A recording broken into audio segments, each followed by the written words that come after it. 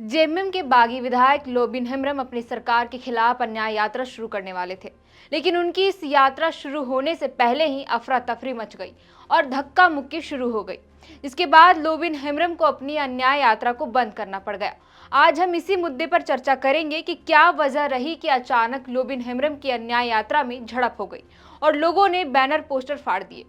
नमस्कार, आप देख रहे हैं दी फोर्थ पिलर और मेरा नाम है श्रेया रतन। दरअसल बोरियो से झामुमो विधायक लोबिन हेम्ब्रम अपनी सरकार से नाराज चल रहे हैं और सरकार के खिलाफ उन्होंने अन्याय यात्रा निकालने की घोषणा की थी। अपनी नाराजगी को लेकर बीते कल यानी 7 मार्च को हेमंत सोरेन सरकार के खिलाफ अन्याय यात्रा सम्मेलन बरहेट विधानसभा क्षेत्र अंतर्गत भोगनाडीह गांव से शुरू कर रहे थे, लेकिन हेम्ब्रम के अन्याय यात्रा शुरू होने से पहले ही झामुमो कार्यकर्ताओं ने इस यात्रा का पुरजोर विरोध किया। बता दें कि बागी विधायक कहे जाने वाले लोबिन हेम्ब्रम अपनी कई मांगों को लेकर राज्य स्तरीय अन्याय यात्रा निकालने वाले थे। सरकार के वादा खिलाफी के विरुद्ध आवाज उठाकर लोगों को जागरूक करने वाले थे। इसे लेकर लोबिन हेम्ब्रम बरहेट के भोगनाडीह में शहीद सिद्धू कानू की प्रतिमा पर माल्यार्पण करने के बाद अपनी यात्रा शुरू करने वाले थे, लेकिन इसी बीच झामुमो कार्यकर्ताओं के साथ झड़प हो गई, साथ ही उनके खिलाफ विरोध भी शुरू हो गया।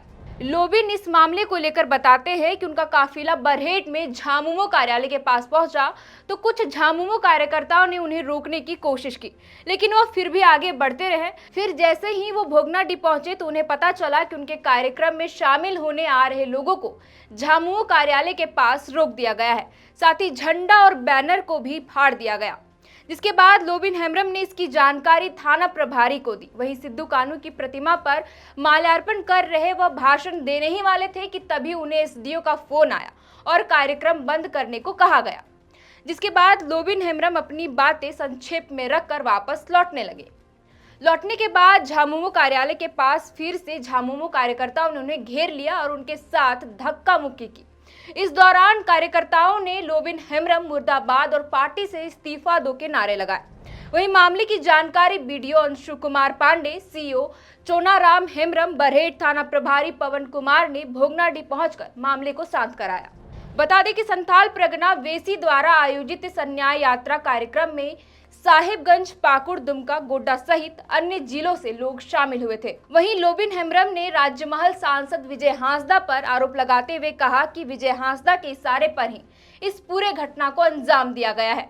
आगे लोबिन ने कहा कि उनकी आवाज को कोई दबा नहीं सकता, वह जल, जंगल, जमीन की रक्षा के लिए आवाज उठाते रहेंगे। लोबिन हेम्ब्रम आगे कहते हैं कि विजय हांसदा को टिकट देने से यहां पार्टी कमजोर हो जाएगी, इस वजह से उन्होंने प्रत्याशी बदलने की मांग पार्टी पदाधिकारियों से की है। फिलहाल के लिए इस वीडियो में इतना ही। आप देख रहे थे दी फोर्थ पिलर, मेरा नाम है श्रेया।